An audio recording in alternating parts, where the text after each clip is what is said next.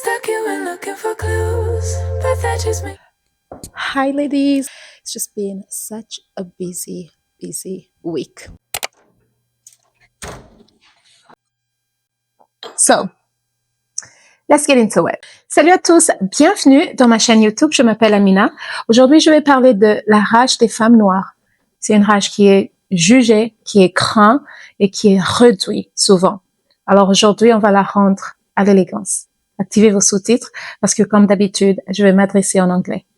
Before we start, I do want to share a video with you all, and maybe this can be the base of our conversation.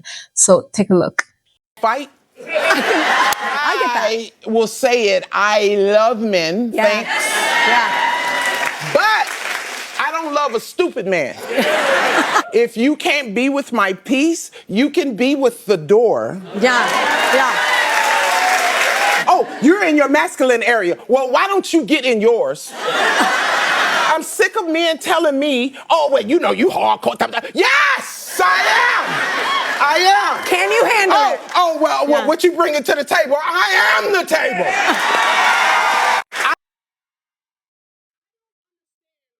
It's definitely entertaining, but it's very important to point out that this is the typical view of Black women. We are enraged, we are ready to fight.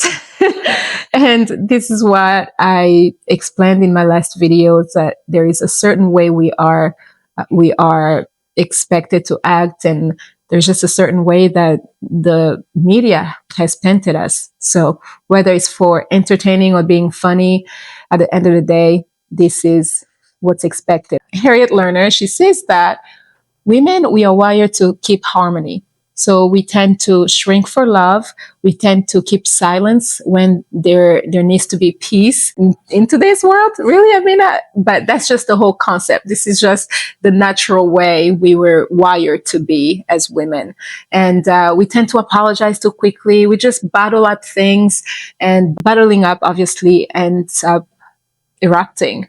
So the eruption is what causes the rage. You have your dopamine, the pleasure chemical, decreasing, and you have your cortisol going up, and that's the pain chemical. So you are depressed, you can't sleep, you are no appetite, you just sleep, you're going through it basically. All this to say that when a woman, generally speaking, is enraged, it's because she's going through a detox, mostly a detox of a lot of bottled up emotions.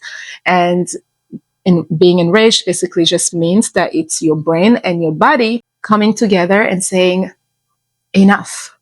Okay, so every time you see a woman that's enraged, like in the video, believe it or not, there is something that's been bottling up, that's been, not sitting right, and it went off.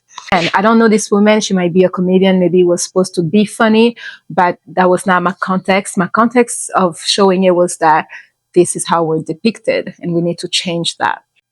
So, in the Western culture, the white woman is the depiction of softness, and she is quiet, she is well composed, she is protected. Bell Hooks, the African-American author, she calls that the protected fragility. She's a sociologist, I think, if not a psychologist. I'll have to double check that. So basically, which means that the white woman's softness was given to them. And it was never in their DNA or anything like that. It was socially allowed. And so when you are protected and shielded, you tend to just naturally be soft. You don't have anything to worry about. So when a white woman cries and has tears, that's called sensitivity. When a white woman shows assertiveness, that's a sign of leadership. Basically, the softness is praised and not punished. On the Black women, on the other hand, softness has always been the base of us. If you go back before slavery, before colonization, softness was our language. Before Africa was divided, the pre-colonial Africa, femininity was a sign of grace, restraint. It was a sign of beauty. It was moral order for women. And there is anthropologist Ife Amadumwe. He says that women held, so basically they held authorities politically or spiritually, but they were always tender and well composed. So they never were loud. Iya in Nigeria, which means mother. This is going to sound very familiar to all Africans. She is very soft, she is deliberate, but she's very wise with words. So Beyonce did depict Oshun. Oshun was the goddess of sweetness and beauty. Her voice was music. But when when she gets disrespected, rivers will just they will rise. Now, if we go back to the queens of Africa, there is Ya Asantewa, the Ghanaian queen who stood up against the British when the men were going to give up, and she says, "No, no, no, no, no. If you are not going to fight the British, me and my women, we are going to fight them." You know, nicely well composed. There's also Queen Tia of Egypt. There's also Queen Makeda of Ethiopia. They are all remembered for their refinement, the way they move. They had a strategy to them that kept them composed. Okay. And Amina of Zaria, northern Nigeria. There's also a wall, Amina Wall in Nigeria, that you can see from the northern side. She fought for years. She led armies, and she was still composed. She still had grace. But when she needed to, she was very furious. Before they called us strong, we were soft. And that softness ran kingdoms. Okay?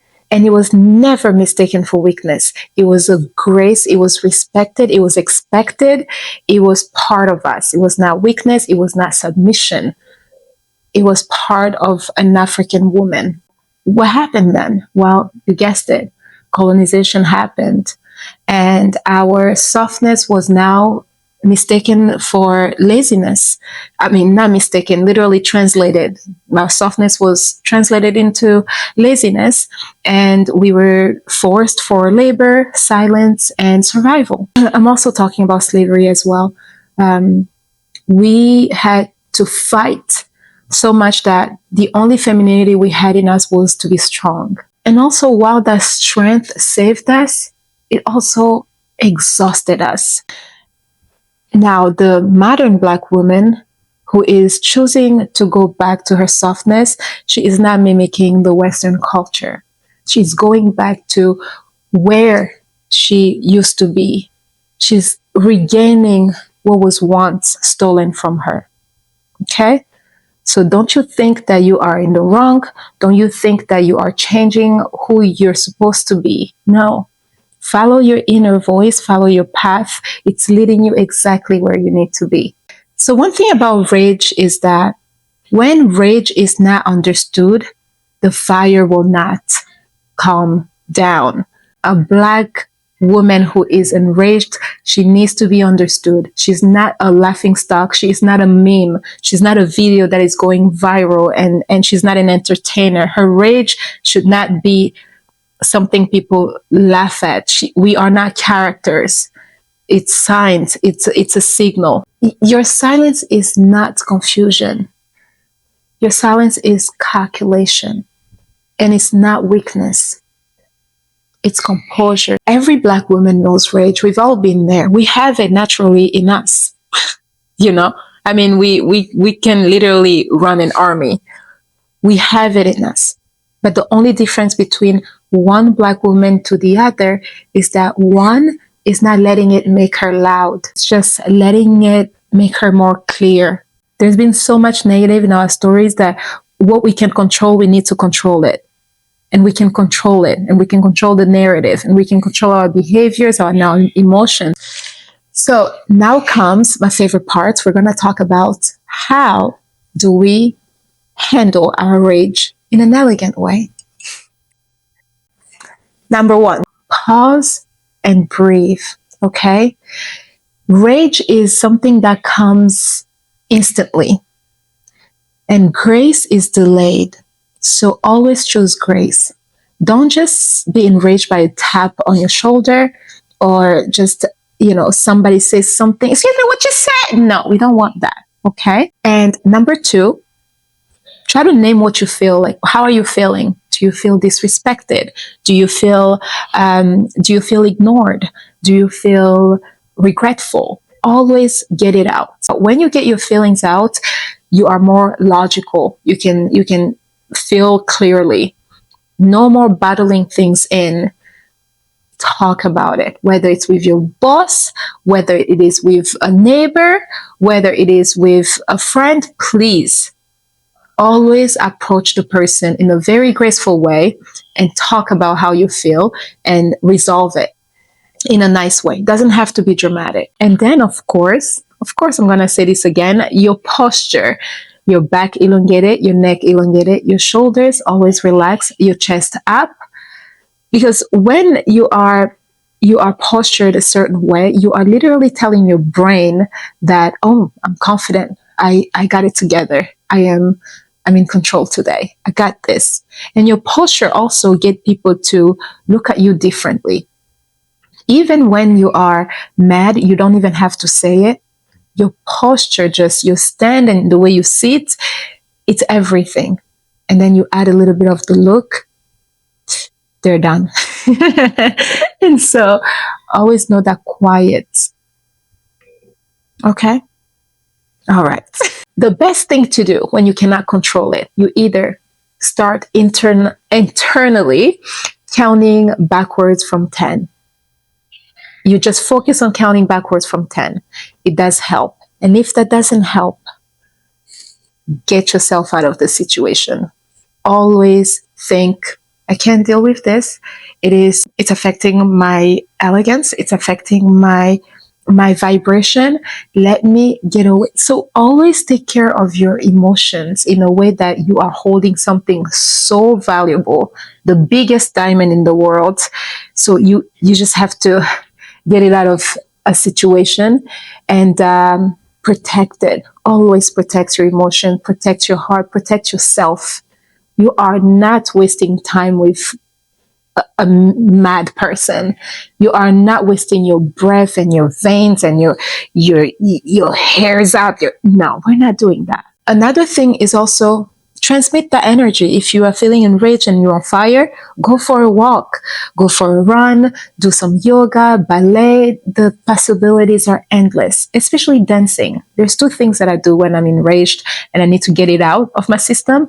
It's tennis and dancing. Movement just has a way of clearing your mind. It just works. Also, another thing is to affirm always, I'm African, I'm composed, I am confident, I'm in control, I am unbreakable, I am divine, I am ready, I got this. Always, please believe it. Always talk to yourself until your heartbeat believes it. And this is it. And I'm going to close with this. Our ancestors, they ran empires while wearing gold and while carrying grace. Okay? And so while white women were taught to be soft and Black women historically were taught to be strong, always remember, softness is in our DNA. And the elegant woman, the new woman now who is working on herself, is learning to be both. So rage is not your enemy. It's your signal. And whatever you do with that fire, that's where elegance begins. That's it, ladies. I hope you enjoyed this segment. And always, always remember to stay elegant, but stay rooted. Okay? I'll see you later. Bye.